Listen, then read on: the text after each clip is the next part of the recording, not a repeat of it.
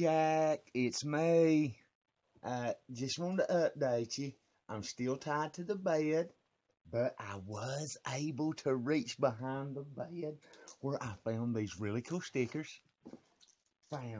Look. Ooh, and it turns red. It's like a laser sight. And I found a Department of Defense memo. Wonder what that says. Anyway, call me back when you get this. I'm pretty sure I'm running out of time.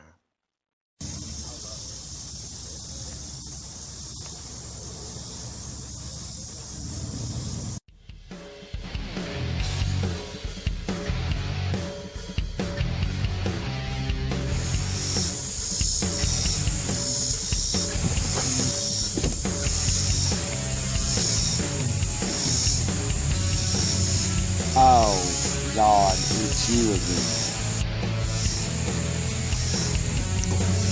Look here, little Amish girl. I'm not sure how they do it up in Ohio, but I'm going to tell you right here in the state of Tennessee, we got the stand your ground law, and I come on. Say hello to the 50 caliber Desert Eagle. You throw another tomato at me, and I'm going to bust a cap in that crippled ass.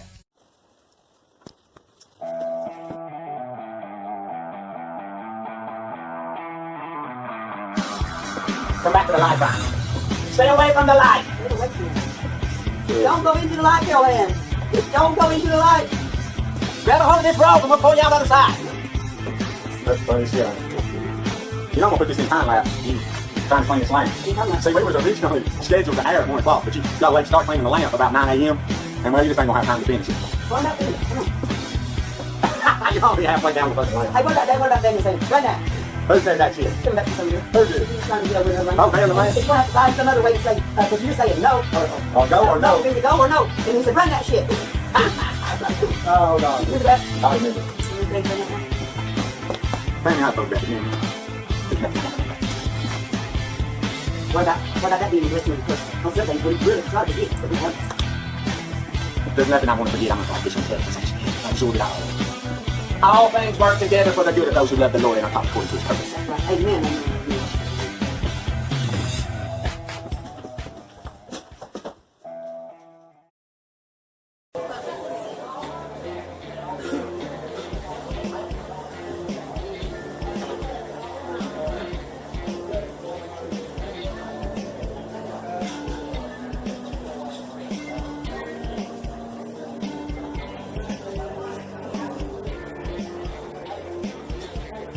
Well, this is weird. Put on my new smoking jacket, and look, all the pockets are fake.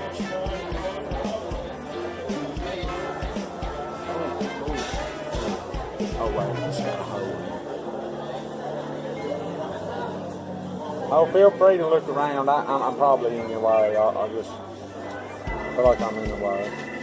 I'll get back to it.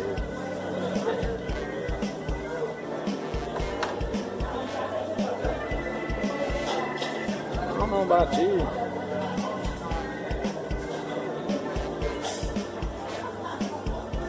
That's one of them days when nothing just works right. Except your lighter. This was a lot more fun than drinking beer with Kid Rock. Appreciate it.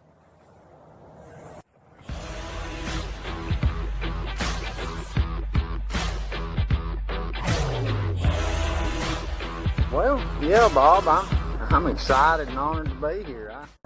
I ain't never been on a real TV show before. Thank you. Thank you for having us. Best way I can describe it, Bob, is that, well, it's kind of like the New York Stock Exchange. At 5 o'clock Central Time, the bell will sound and all trading will stop. That's when the excitement starts. Bob, who's really interviewing who here? Because, I mean, to be the truth of the matter, we're not in your studio. You, sir, are in Junk Stars territory now, pal.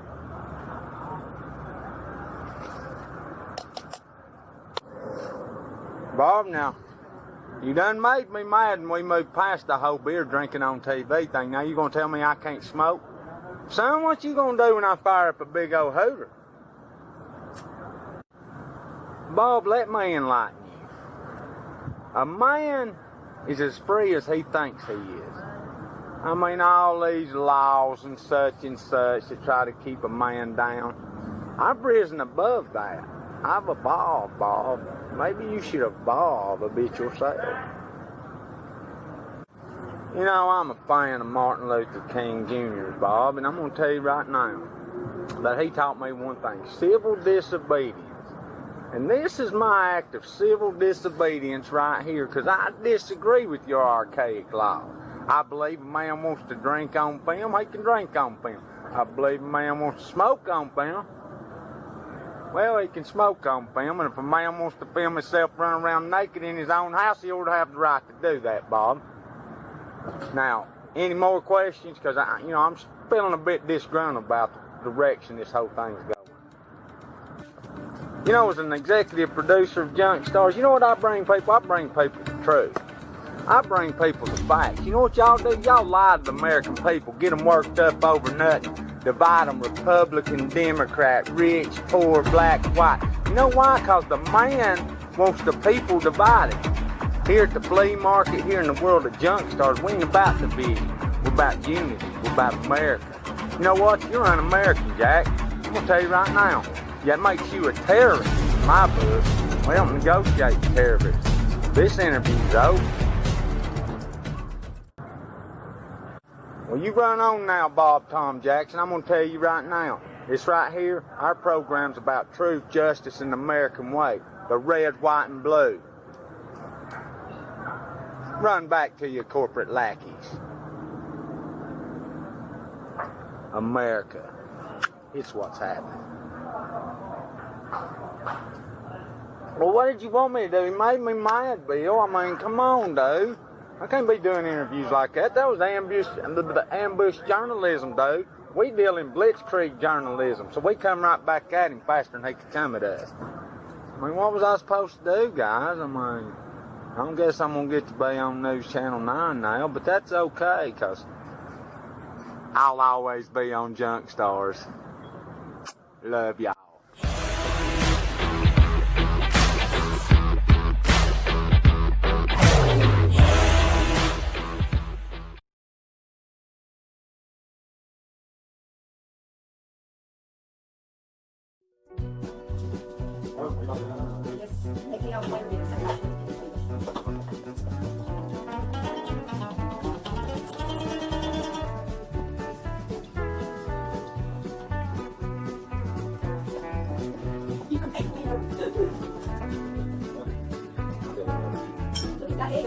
Well, that's not it, that's not it.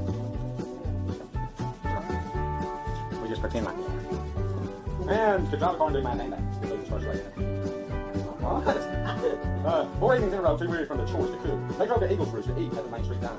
Owned and operated by the steamer that could drive a car, do math, and dance at the same time. It sounds like fries. Oh, look, I got Yeah, that's PS4, right? PS4.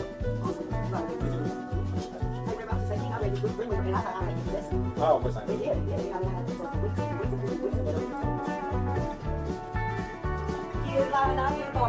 You got it, honey.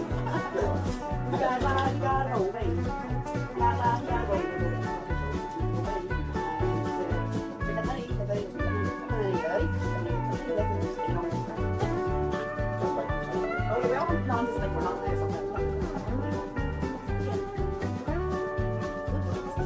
Have you got it done? Okay, we're going to have to celebrate. Now, raise your hands at me, guys, okay? Woo!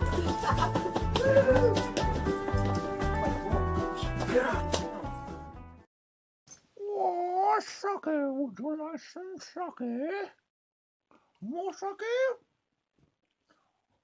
Oh, oh, oh, no. Oh.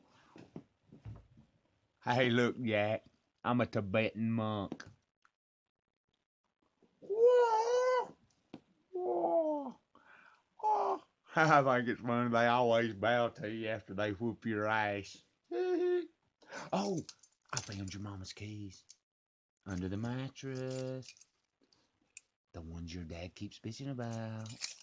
You right on over, I'll give them to you.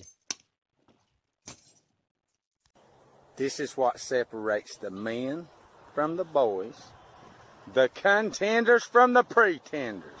So tell me, son, are you a contender? Oh, thunder, lightning, we're gonna get off the field, we're gonna get struck. You know, let's pretend to get in the truck. What do you think? Sheepskin. And I'm here to tell you right now, there ain't a lot of purple sheep out there. They got it. That's absurd. If they threw a sheep down in some dye, it would probably kill. Well, that might have been what killed it. I mean, they killed the yellow one and the green one. I mean, the point is, it's purple sheep.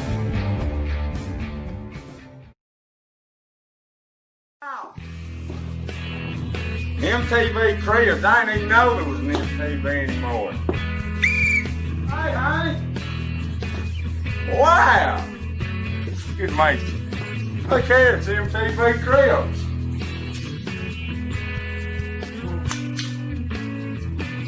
Now's not a good time, boys. Gotta lie.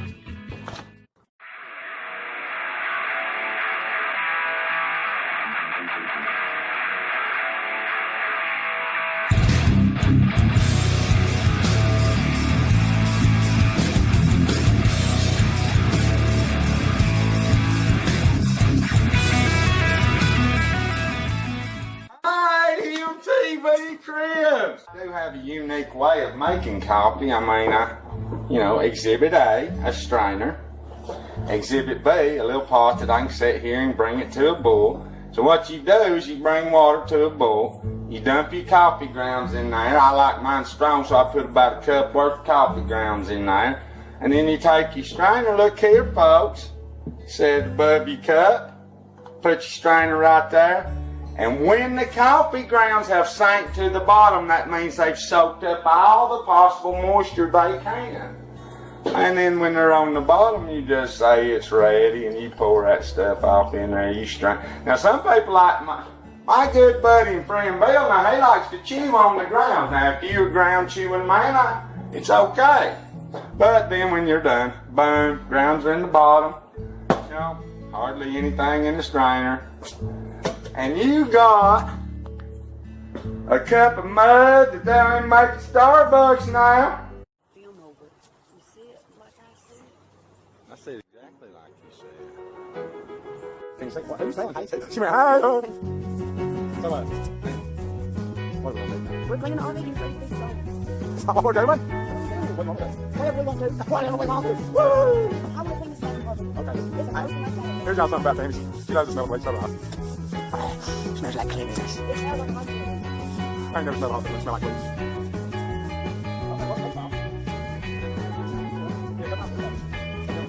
Hey, I know, so we want to see Yeah. What was it? Tell him the story. It wasn't guys, it was some anonymous time. No, Brian's oldest son, whenever he was Brian don't have kids, Brian has phone. when he was just a toddler, and he was having a nightmare, and his daddy was looking like with She's already found the whole story. he can sew, then, Look at this person that's so old. well, he got through this 20 years ago. He was then. Oh, never mind. Then, Shane even started the story, she went, Ben. well, What did they say? cut. Jack, I'm not even joking. You need to call the police, call security, whatever. But I'm telling you, that 9-year-old Amish girl is stalking me. I've been running from her all day. Oh, there she comes. Hi, Jack.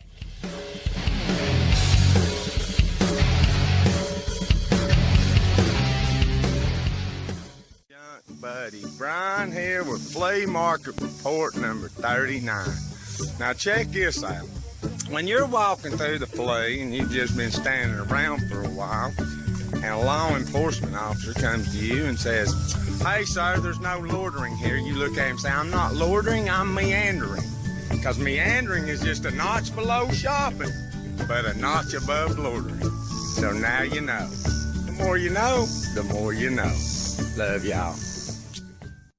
Buddy Brian here with a tip for aspiring vendors. If you're thinking about setting up at the 27 sale one of these days, and you don't really know how to price something, You're like, well, this is worth $500. Well, no. The way the economics of the flea market works, it's only worth what somebody's willing to pay. And you can take that to the bank. If anybody else has noticed it or not, but look at our little punching bag. Notice how much he looks like Tom Berenger?